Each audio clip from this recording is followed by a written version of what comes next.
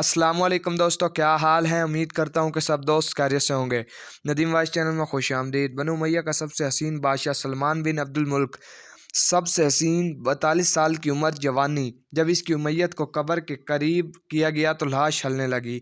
इनके बेटों ने कहा, हमारे अब्बू ज़िंदा हैं, सख्ता हो गया होगा, अभी ज़िंदा हैं। उमर बिन अब्दुल अजीज़ फरमाने लगे, अरे भतीजो, ज़िंदा नहीं है, कब्र का अजाब जल्दी शुरू हो गया है, छुपाओ, जल्दी छुपाओ। उमर बिन अब्दुल अजीज़ रहमतुल्लाह अलैह जिस तख्त पर बैठे, इस पर सलमान था, इस पर वलीद था, और इस पर अब्दुल मुल्क था।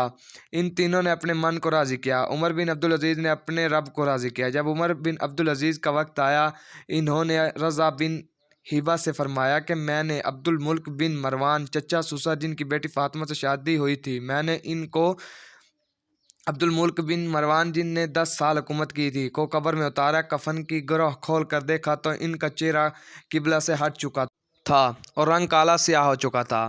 अब्दुल मुल्क बिन मरवान गोरा चिट्टा था, गाल सुर्ख। आखिरकार फिर मैंने इसके बेटे वलीद, जिसने 21 साल हुकूमत की, को कब्र में उतारा। मैंने इसके कफन की गिरोह को खोला तो इसका रंग स्याह हो चुका था, किबला की तरफ से चेहरा हट चुका था। फिर सलमान के कफन को खोला, इसका भी चेहरा किबला से हट चुका था, रंग स्याह पड़ चुका था। अब मैं जा रहा हूँ, मुझे देखना। पहले तीनों ने हुकूमत की पूजा की है। उमर बिन अब्दुल अजीज़ ने अल्लाह ताला की इबादत की। इन्होंने एक बड़ा अजीब खुतबा दिया जब खलीफा बने। ए लोगों, बचपन में शेर और शायरी का शौक़ था तो मैं शायर बना। थोड़ी सी उठान हुई तो इल्म का शौक़ हुआ, मैंने इल्म हासिल किया। जवान हुआ तो फातिमा बिनते अब्दुल मुल्क से इश्क हुआ, मैंने इनसे शादी की। अब अल्लाह ने मुझको हुकूमत दे दी है, अब तुम देखोगे मैं इससे अपने अल्लाह को राज़ी करूँगा। बनु उमैया की विरासत में हुकूमत आ रही है और 3 बरे-ए-आज़म पर हुकूमत है। ऐसा रौब व दबदबा है बनु उमैया का कि कोई इनके सामने सर नहीं उठा सकता। 3 बरे-ए-आज़म में ज़कात लेने वाला कोई न रहा, 3 बरे-ए-आज़म में सवाल करने वाला कोई न रहा, 3 बरे-ए-आज़म में ज़ालिम कोई न रहा, 3 बरे-ए-आज़म में मज़लूम कोई न रहा। लेकिन खुद कैसा रहा? घर आए फातिमा, बड़े अच्छे दिन गुजरे हैं, अब इम्तिहान है, मैं तेरा हक ना अदा कर सकूँगा। तलाक लेनी है तो मैं हाजिर हूँ, साथ देना है तो पहले अपने हक माफ़ कर दो।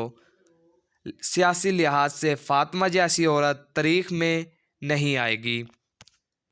7 निस्बतों से ये शहज़ादी है। फातिमा कहने लगी, उमर, मैंने सुख के दिन आपके साथ गुजारे हैं, दुख में आपको छोड़कर नहीं जाऊंगी।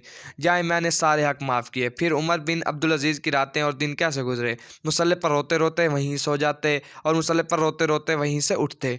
अपनी हुकूमत को अल्लाह की रज़ा के लिए इस्तेमाल किया। कैसे इस्तेमाल किया? फातिमा का सारा जेवर बैतुल माल में डाल दिया। तनख्वाह पर आ गए। ईद का मौका आया, बच्चों ने माँ से कहा, हमें कपड़े लेकर दो। फातिमा के पास उमर के 3 बरे-ए-आज़मों के खलीफा के बच्चे आ रहे हैं।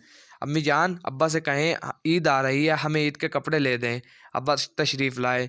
ख़जाना लबे लबाब भरे हुए हैं, गंदम के ढेर की तरह। कहा, अमीरुल मोमिनीन, बच्चे कपड़े मांग रहे हैं। कहा, फातिमा, मेरे पास तो पैसे नहीं है, कहाँ से कपड़े लेकर दूँ?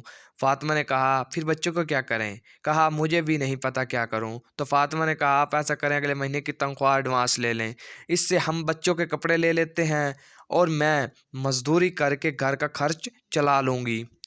फिर अब्दुल बिन अजीज़ ने अपने वज़ीर ख़जाना मज़हम, अपना ग़ुलाम, हाँ भाई मज़हम, हमें बच्चों के कपड़े चाहिए, अगर अगले महीने की तनख्वाह एडवांस मिल जाए। वो कहने लगे, ए अमीरुल मोमिनीन, आप मुझे लिख कर दे दें, आप अगले महीने तक ज़िंदा रहेंगे, मैं आपको तनख्वाह दे देता हूँ। आपने सर झुका लिया, उठे, अल्लाह हमारे हाल पर करम फरमा, दुनिया बड़ी खसारे की जगह है। मज़ीद